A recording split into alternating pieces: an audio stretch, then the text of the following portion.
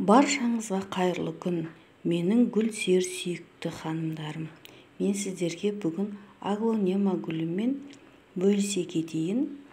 Гүл өсіруші құрдастар, гүлді сатып алғаннан 1-2 ай уақыт өтпей жатып, сола бастаса, мұның себебі дұрыс күтім жасалмағанын білесіз. Демек, жарықтың дұрыс түспеуі, гүлдің табиғатына сай орында тұрмауы, немесе суаруда қандай да бір қателіктердің орын алғанын білдіреді.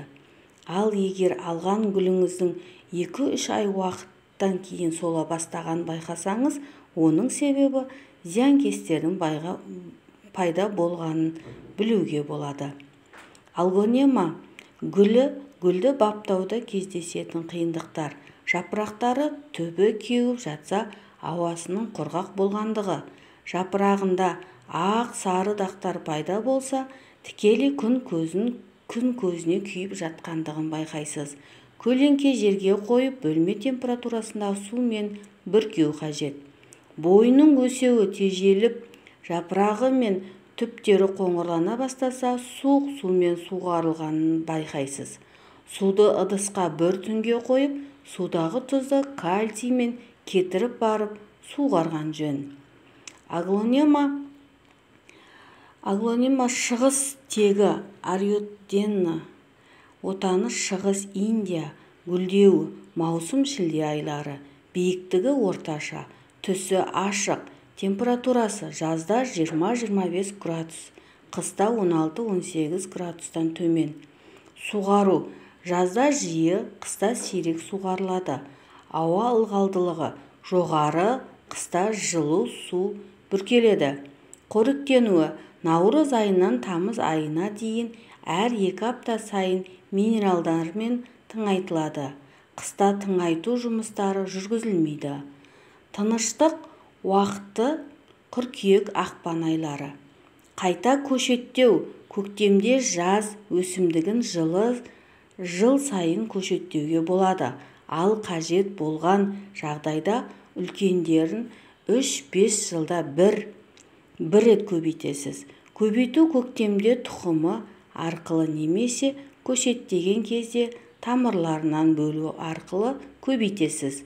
Гүлді баптауда кездесетін қиындықтар: жапырақтары түбі кеуіп жатса, ауасының құрғақ болғандығы.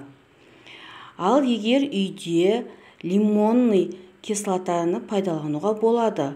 10 литр суға 0,2, яғни жарты сығындысын сығып, араластырып пайдалануға болады. Аглонема жарығы: бірыңғай жасыл түстері ала-көлеңкеде жақсы өседі. Ала-көлеңкеде шыдамды.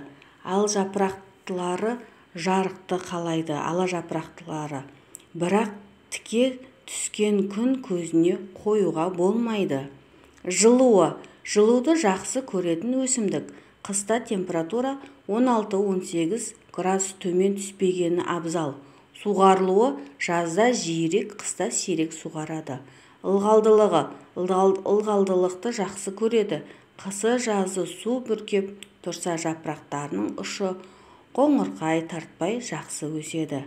Қоректендірілуі: көктем-жаз айларында айына 2 рет минералды тыңайтқышпен қоректендіреді.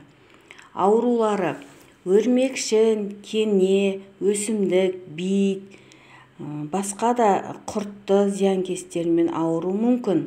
Құрғақ және суық ауа өсімдікке зиян келтіреді. Жапырақтары ширатылып түсіп қалады. Көбейтілуі: түбін бөлу арқылы көбейтеміз. Назарларыңызға рахмет. Видео ұнап жатса лайк басып тіркелуді ұмытпаңыздар. Бұдан да әрі қарай қызықты видеолармен бөлісетін боламын.